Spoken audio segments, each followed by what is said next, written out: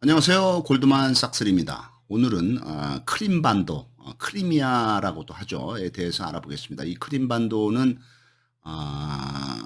흑해, 유럽의 그 흑해 북쪽에 톡 튀어나온 부분이 크림반도가 되겠습니다. 그 크림반도 바로 동쪽으로는 아조프해라고 해서 아조프만이 있죠. 그 다음에 이제 그 아조프만을 따라서 쭉 올라가면 이제 드네프르 강이죠. 드네프르 강하고 도나우 강 이런 강들이 이제 요 아조프만으로 다 흘러 들어옵니다. 드네프르 강, 도나우 강, 동강 이렇게 도나우 강이 다뉴브 강이죠. 유럽의 유명한 강들인데 그다음에 이제 그 흑해 동쪽에는 카스피해가 있죠. 카스피해로 흘러 들어가는 그 강은 이제 북쪽에서부터 다들 내려오죠. 강들이 볼가강이죠. 이 볼가강이 이제 유럽에서 가장 긴 강이 되겠습니다. 카스피해로 흘러 들어가는 볼가강이 제일 길고 흑해 쪽으로 흘러 들어가는 북쪽에서부터 내려와서 흑해 쪽으로 흘러 들어가는 강은 이제 드네프르강, 그다음에 이제 도나우강, 그다음에 이제 동강 이런 강들이 있는데 이 중에서도 그 드네프르강은 이제 저 북쪽에 그 이제 그 러시아의 그 맨 위쪽에 그 스칸디나비아 반도 가까운 쪽으로 그러니까 그 발트해 그쪽 그쪽 거의 이제 그쪽에 이제 항구 도시인 그 러시아의 이제 옛날 수도 상트페테르부르크 그 근처에 구릉에서부터 발원이 돼서 남쪽으로 쭉 내려와서 러시아로 내려와서 벨라루스 그다음에 이제 우크라이나 이런 걸 거쳐가지고 이제 그 흑해 아조프만으로 흘러 들어가는 강이 드네프르 강이 되겠습니다. 다뉴브강이나 이 도나우강은 이제 저쪽 이제 그 동유럽 쪽에서부터 오죠. 그래서 이제 뭐 이 다뉴브강은 이제 루마니아나 뭐 이쪽을 이제 경유해서 이제 흑해로 흘러 들어가는 강이 되겠습니다. 그래서 이 흑해 이 북쪽이 흑해가 있으면 흑해 북쪽에 이제 우크라이나가 있죠. 그 우크라이나가 지금 이제 러시아하고 싸우고 있고, 우크라이나 위에는 이제 벨라루스 위에가 이제 러시아 뭐 이렇게 돼 있습니다. 그다음에 이제 흑해의 그 이제 그 동쪽 연안 지역에는 뭐가 있냐면은 이제 거의 이제 그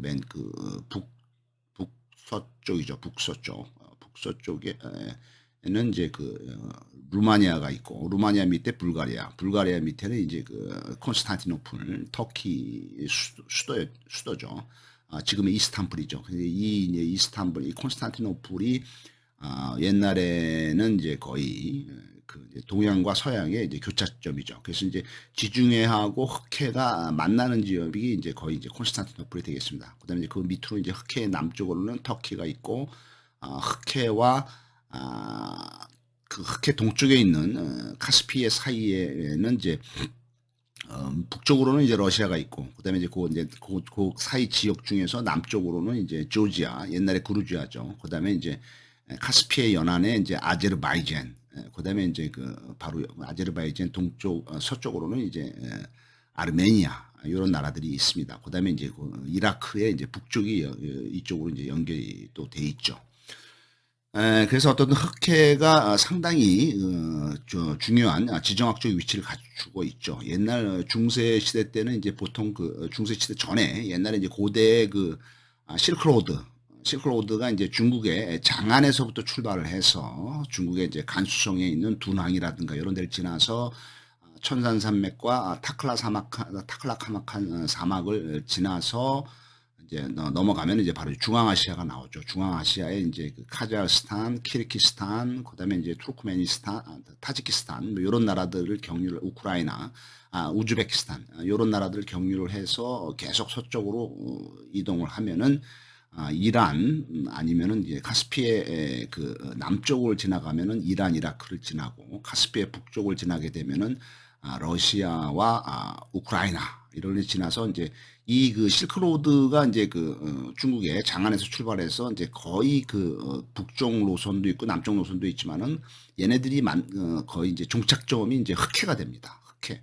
예, 흑해 중에서도 특히 흑해 북부 쪽, 이 크림반도라든가 크림반도 근처에 있는 뭐 항구 도시 오데사 요런 데에서 이제 보통 이제 항구 도시에서 이제 짐을 풀고 거기서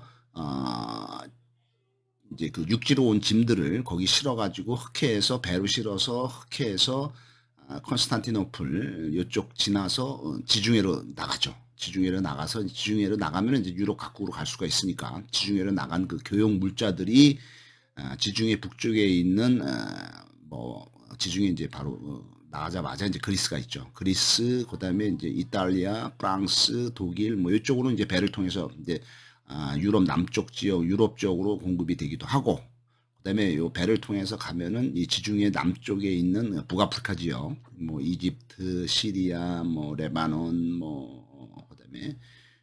그다음에 이제 그 리비아 그다음에 이제 옛날에 카르타고 지금은 이제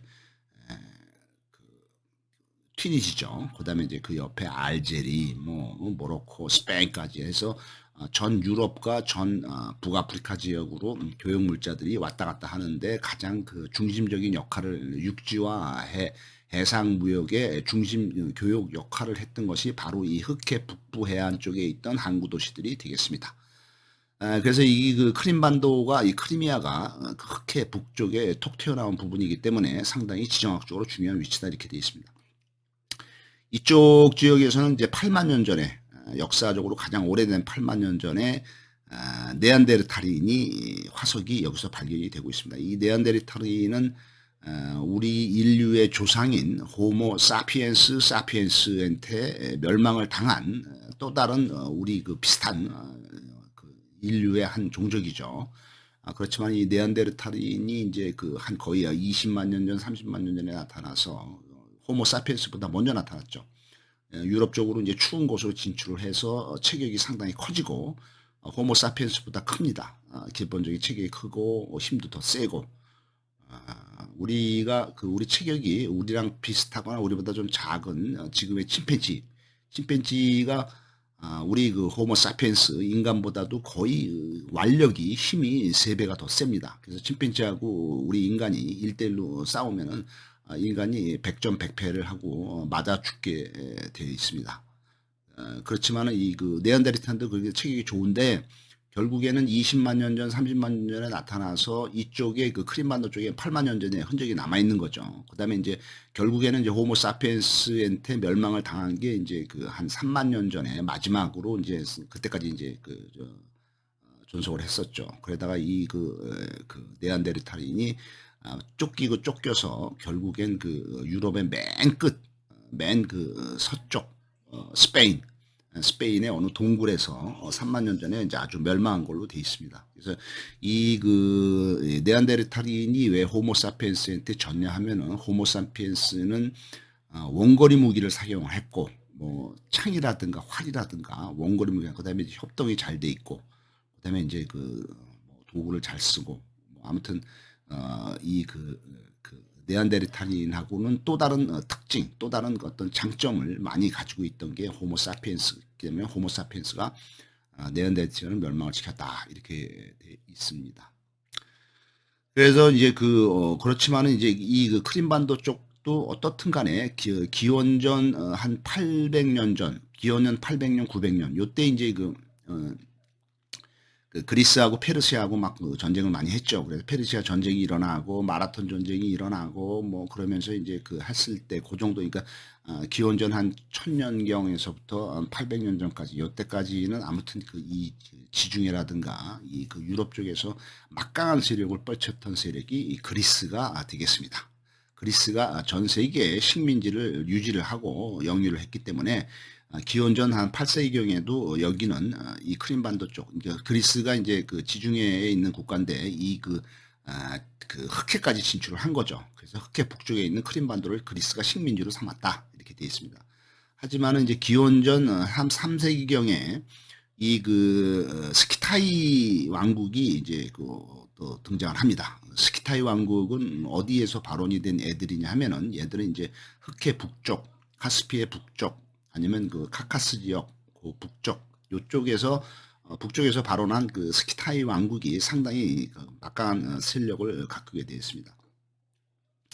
이 스키타이 왕국이 이제 점점 세력이 확장이 되면서 얘네들이 흑해 북부에 있는 드네프로강 이 연안에 프리드 네프로비에 프리드 네프로비에라는 그 왕이 스키타의 왕이 이제 이쪽 크림반도 쪽으로 이동을 하게 되겠습니다. 드네프르강 쪽, 그러니까 더 북쪽에서 있다가 이쪽으로 이제 이동을 한 거죠. 하지만은 이들이 이제 싸웠죠. 이제 서로 이제 그리스하고 이제 싸운 거죠. 스키타로 해서 이제 항구 쟁탈전을 벌이게 되면 스키타이족하고 벌이게 되겠습니다. 하지만은 기원전 107년경에 그리스의 미트리다테스 4세라는 황제가 스키타이인들이 차지한 크림반도에서 이제 스키타이인들이 이제 일어난 그 무장 반란을 이제 그 그리스가 진압을 했다. 기원전 107년에 그런 기록이 되어 있습니다. 그러니까 그리스가 다시 지배를 했다 된 것입니다. 하지만은 기원전 1세기 한 기원전 100년경 요때 이제 이제 로마가 이제 아주 막강해지죠. 그래서 로마의 최고의 천재라고 불리는 줄리어스 시저, 율리우스 가이우스 카이사르, 이게 이제 로마 시대 때 최고의 천재죠. 이 카이사르가 태어난 게 이제 기원전 100년경. 그다음에 이 아저씨가 이제 죽은 게 이제 기원전 뭐 한 50년경. 한 50살 정도 다 돼서 이제 암살 당했죠. 브루투스한테. 이 카이사르가 태어난 기원전 100년을 기점으로 해서 로마가 막강한 세력을 키워서 전 세계의 주변국들을 점령을 하죠. 그래서 기원전 한 1세기부터는 로마의 지배가 여기까지 이제 완전히 로마가 지배를 하게 되는 거죠. 이 크림반도를. 그래서 이 로마가 이제 서기 한 3세기까지, 그러니까 로마가 멸망한 게 이제 서기 476년이죠. 근데 이제 로마가 이제 멸망의 폐색이 짙어지고 세력이 약해지는 게 이제 서기 한 300년부터 이제 멸망 그렇게 되죠. 로마가 이제 기원전 뭐 22년인가 이때부터 이제 황제 시대가 시작이 되죠. 그래서 이제 옥타비아누스가 이제 아우구스투스라는 이제 초대 황제로 이제 선출이 되면서 계속 황제 시대를 열다가 서기 한 100년부터 200년까지는 이제 5인 황제 시대. 가장 이제 로마가 이제 번성했던 시대가 되죠. 근데 서기 200년이 지나면서부터는 이제 로마도 이제 그 군인 황제 시대로 접어들면서 여기저기 황제들이 막 군인들이 이제 서로 황제 하겠다고 그러고 뭐 한 번에 황제가 뭐 몇 명, 3명, 4명이 한꺼번에 황제가 되기도 하고 각자 이제 그 군인이 이제 세력이 있으니까 군대가 자기 지역에서 황제를 자칭하고 뭐 그다음에 이제 뭐 서로 이제 뭐 군대를 배경으로 해서 뭐 전임 황제를 암살을 시키고 죽이고 뭐 이래가지고 뭐 1년에 뭐 2번씩 황제가 바뀌고 뭐 이런 그 혼란기를 겪게 되죠, 로마가. 그래서 이게 이제 서기 200년부터 로마가 군인 황제 시대를 겪으면서 로마가 이제 멸망기로 접어드는데 워낙 전 세계에 식민지를 가지고 있고 막강한 그 세력 기반을 가지고 있기 때문에 그렇게 한꺼번에 한 번에 쉽게 멸망하지는 않고 결국에는 이제 서기 한 300년 때까지만 이쪽 크림반도 쪽에도 이제 지배권을 행사를 하다가 점점 약해지는 거죠. 그지만은 이제 이때 이제 그 로마를 멸망시킨 것도 이제 게르만 족이지만은 동고투족이 이제 로마를 멸망을 시켰죠. 그다음에 이제 로마를 멸망시킨 것이 이제 게르만족인데 게르만족들이 저쪽에 이제 스칸디나비아 반도 이쪽이라든가 이제 그쪽 근처 폴란드나 뭐 이쪽 옛날에 프로이센 뭐 러시아 이쪽 그러니까 스칸디나비아 반도 요 근처에서 발원이 된 그 게르만족들이 이제 상당히 많은 종족이 있죠. 뭐 프랑크족도 게르만족이고 동고트족, 서고트족, 뭐 그다음에 이제 반달족, 뭐 이런 게르만족들이 이제 북쪽에서부터 치고 내려오면서 서기 300년에는 고트족이 침입을 해서 스칸디나비아 발원은 고트족이 침입을 해서 이쪽에 있던 보스포루스 왕국이라는 거는 이제 뭐 그 동로마 제국을 얘기하는 거겠죠. 왜냐하면 동로마 제국이 있는 콘스탄티노플이 지중해하고 흑해하고 이제 그 사이에 있는데 그 사이에 많은 이제 보스포루스 만이라고 합니다. 그래서 보스포루스 왕국을 점령을 하는 거죠. 고트족이 이제 그 위에서 내려와서 이제 지배를 하게 되죠. 그다음에 이제 서기 330년에는 이제 동로마 제국인 비잔틴 제국이 지배를 다시 하게 되고, 그다음에 이제 375년에는 이제 중앙아시아, 그러니까 뭐 몽골 북부 아니면 중앙아시아 쪽에서 발원이 된 훈족이 그 흉노족이죠. 흉노족의 후예인 훈족이 이제 이쪽으로 들어와서 서기 375년에는 이미 로마 멸망 100년 전에 훈족들이 들어와서 여기에 자리를 잡죠. 그래서 훈족들이 흑해 북부 쪽에 자리를 잡으면서 크림반도를 지배를 하게 됐습니다. 그다음에 이제 서기 4세기부터 6세기까지는 비잔티움 제국, 동로마 제국이 다시 지배를 하게 되고, 서기 7세기가 되면서는 하자르카 칸국이 여기를 지배를 하게 됩니다. 하자르카 칸국은 뭐냐면은 얘네들은 그 몽골 초원, 중앙아시아 초원에서 발원이 된 돌골족 중에서도 돌골이 이제 나중에 이제 내분이 일어나서 이제 두 개로 분리되죠. 당나라를 위협하던 돌골족이 분리가 돼서 서쪽에 있던 애들이 이제 서돌골, 동쪽에 있던 동돌골. 근데 동돌골은 이제 당나라에 흡수가 돼서 완전히 한족화가 돼버렸고 없어졌고, 서돌골은 이제 그 당나라한테 이제 밀려서 서쪽으로 이제 도망을 가서 이제 이 얘네들이 이제 그 서돌골이 이제 여기 이제 흑해 연안까지 이제 이주를 와서 여기서 이제 설립한 나라가 이제 그 서돌골이 설립한 나라가 하자르카 강국이 되겠습니다. 이 하자르카 강국을 설립한 돌골족은 말이 돌골이라고 했더니 돌골, 튀르크 비슷하지 않습니까? 그러니까 이제 얘네들도 이제 튀르크 계통이죠. 그러니까 그 몽골 초원하고 중앙아시아 초원을 지배했던 애들이 이제 그 튀르크족이 지배를 하기도 하고, 전통적인 몽골족이 지배를 하기도 합니다. 그러니까 몽골족을 서로 눈에 띄는 애들은 이제 유연이라든가 이런 애들이 이제 그 전통적인 몽골족이죠. 이 몽골족은 황인종이고 노랗죠. 그러니까 뭐 동양 사람이죠. 근데 이제 그 튀르크족은 이제 서양 사람입니다. 서양 사람인데 이 사람들은 좀 뭐 피부도 하얗고 머리니까 뭐 체격도 좋고 이런 애들이 이제 돌골족이고 튀르크족이다 이렇게 되어 있습니다. 이 튀르크족들이 그 중앙아시아와 이 그 몽골 초원 쪽으로 이제 그 동쪽으로 진출을 해서 세운 것이 이제 돌골. 그다음에 이제 그 선비족이 이제 또 이 돌골족입니다. 이 선비족이 또 뭐냐면 선비족이 이제 그 북쪽에서 이제 튀르크 후손들인데, 얘네들이 이제 나중에 선비족들이 번성을 해서 얘네들이 이제 이제 분파가 갈라져서 무슨 탁발부, 그다음에 우문부, 이렇게 이런 식으로 이제 갈라지죠. 그래서 얘네들이 결국에는 중국으로 이제 침입을 해서 남진을 해서 중국의 그 한족들을 물리치고 나라를 세웁니다. 그래서 얘네들이 시작한 나라들이 5, 16 시대가 되죠. 5, 16 시대면서 뭐 전조, 전진, 후진, 뭐 북연, 북연은 이제 우문부가 세운 거고, 그다음에 이제 그 가장 번성을 했던 북이, 북제, 뭐 이런 애들은 또 탁발부나 모용부, 이런 애들이 이제 그 선비족들이 세운 나라들인데, 얘네들이 결국에는 중국을 지배를 하게 된 거죠. 그래서 이제 수나라를 세운 수문제, 수양제 이 사람들도 더 선비족 출신이죠. 왜냐하면 이제 북이, 북제 이런 출신들이기 때문에 장군 출신이었죠. 그다음에 이제 당나라를 세운 당고조 이연, 당나라를 세운 그 당나라의 이연 이 사람들도 이제 그 전에 이제 다 선비족이죠. 그러니까 이제 중국이 이제 전통적으로 한족의 나라인데, 그 오랑캐라고 쟤네들이 얘기하는 그 튀르크족 선비족의 후손들이 세운 나라가 수나라, 당나라 이렇게 되겠습니다. 그래서 중국은 여태까지 여러 나라가 있었지만은 순수한 한족이 지배를 한 기간은 별로 없습니다. 지금의 이제 중화인민공화국, 마오쩌둥이 설립한 중화인민공화국이 이제 순수한 한족이 세운 나라고, 그 전에 청나라는 이제 한족이 아니라 그 여진족의 누르하치가 세운 거죠. 여진족이 나라죠. 그러니까 한족이 아니고 만주족이죠, 만주족.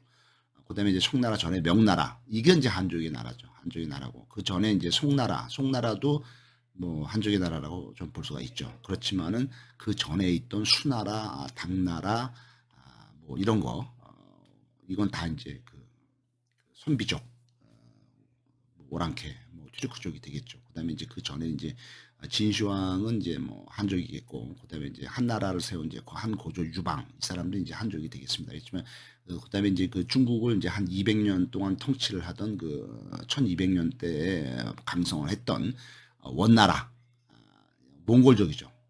여기도 이제 그 중국이 보기에는 오랑캐죠. 한족이 아니죠. 몽골족이 한 200년 통치를 하고, 그다음에 이제 그 당나라도 한 3,400년 통치를 하고 수나라 뭐 이거 다 오랑캐 나라죠. 청나라도 한 300년 정도 중국을 통치하는데 이게 여진족이죠. 그러니까 중국은 한족이 통치한 거하고 그다음에 이제 그 이민족이 통치한 거하고 뭐 비슷하다고 보면 되겠습니다. 그래서 이 그 하자르카 강국이 이제 설립이 됐는데 이 하자르카 강국이 이제 튀르크족이 세운 나라죠. 서돌고리 서진에 세운 나라. 이 하자르카 강국이 이제 세력을 떨쳐서 얘네들이 이제 한참 영토가 넓었을 때는 어디까지 영토가 됐냐면은 그 이제 크림반도 바로 북쪽 위가 이제 우크라이나니까 우크라이나 초원을 이제 먹고 그다음에 이제 그 우랄강 그다음에 이제 그 카스피해 북쪽에 있는 볼가강 그러니까 이제 흑해 북쪽 그다음에 이제 카카스 지역 북쪽 그다음에 카스피해 북쪽 이게 단지 통치를 했다 이거죠. 우랄강도 이제 통치를 했고 그다음에 이제 그 카카스 지역 북쪽 그다음에 크림반도 이런 저를 이제 하자르카 강국이 지배를 했다고 되어 있습니다.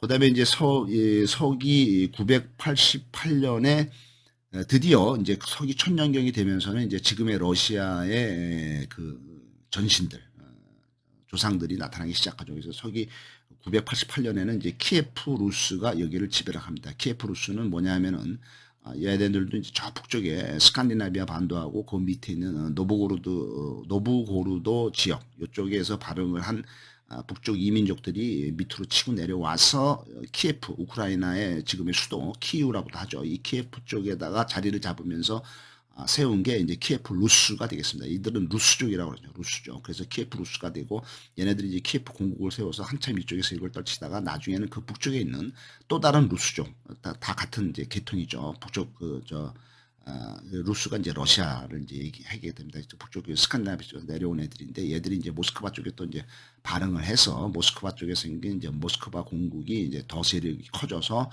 키예프 공국, 키예프 루스를 흡수를 하면서 이제 지금 현재의 러시아로 변신이 된 것입니다. 먼저 얘기했던 튀르크족이 세운 이 하자르카 강국이 있었던 기간은 서기 616년부터 616년이면은 백제가 멸망한 게 서기 600년이죠.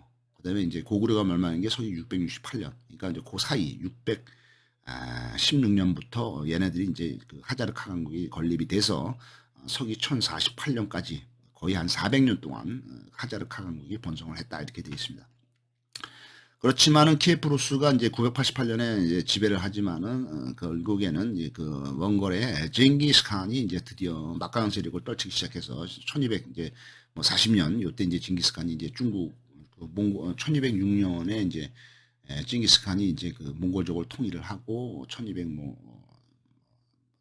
40년인가 뭐 이때 이제 징기스칸이 죽으면서 요때부터 이제 징기스칸 이제 자식하고 이제 손자들하고 징기스칸 본인하고 이렇게 하면서 전 세계를 정복을 하게 되죠. 그게 이제 1200년대 초기 때문에 결국 이제 13세기 때 몽골 제국에게 이제 하자르카 강국이 멸망을 하게 됩니다. 하지만은 이제 또 오스만 제국이 번성을 하죠. 무슬림이 세운 오스만 제국이 번성을 하면서 1475년에 이제 오스만 제국의 속국인 크림 칸국이 여기를 지배하니까 오스만이 지배를 하면서 크림 칸국을 세워서 지배를 한 거죠. 그래서 이게 이제 서기 1475년부터 지배를 해서 거의 한 300년 동안 오스만이 지배를 합니다. 그다음에 이제 1774년에 1700년대 이제 후반에 1774년에 300년 동안 오스만 제국이 지배를 한 후에 1774년에 러시아가 이제 또 침입해 내려와서 러시아가 이 크리미아를 획득을 합니다.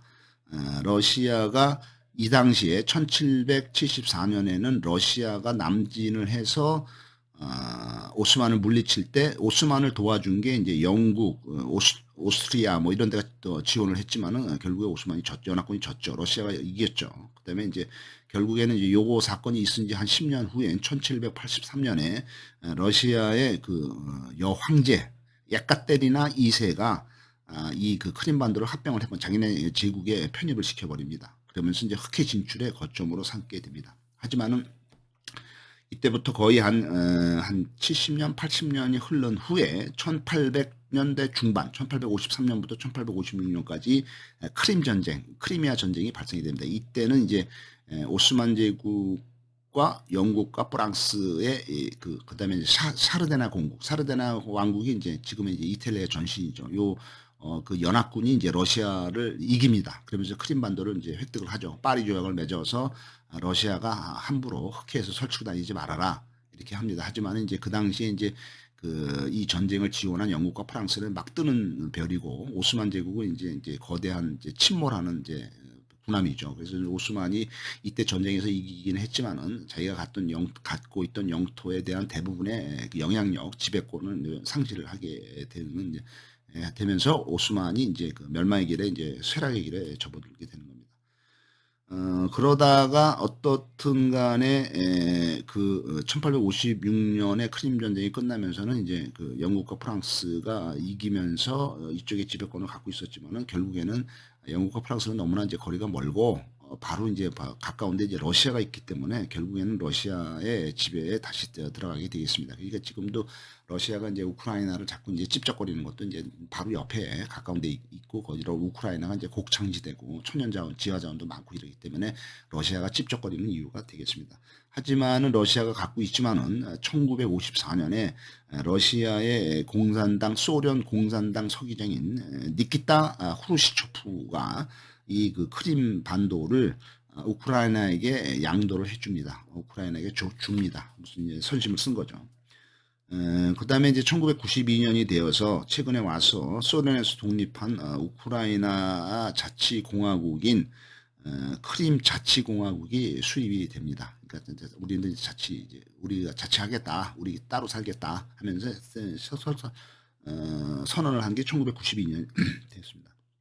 하지만은 이제 어떻든 그 러시아의 영향력이 상당히 많고 그다음에 러시아 때문에 우리가 그래도 먹고 산다. 뭐 러시아 이제 큰 나라니까 그래서 이제 러시아 쪽에 속해고 싶은 혼자서 뭐 가난하게 사는 것보다는 큰 나라에 속해서 거기에 이제 속해서 혜택을 보고 싶어하는 그 여러 주민들이 있기 때문에 결국에는 2014년도 가장 최근에 그 러시아의 그 지금의 대통령인 블라디미르 푸틴 러시아 대통령이 이제 한참 이제 그 영향력을 행사하고 있을 때 2014년도에 이 크림 공화국에서는 이제 자체적인 주민 투표가 열렸습니다. 주민 투표를 해봤더니 압도적으로 러시아에 합병이 되고 싶다. 이런 의견들이 주민들이 많은 거죠. 그래서 됐지만은 그래서 이제 러시아에 이제 합병이 된 거죠. 2014년도에 이런 그 형식적인 절차 명분을 얻고 나서 하지만은 이거에 대해서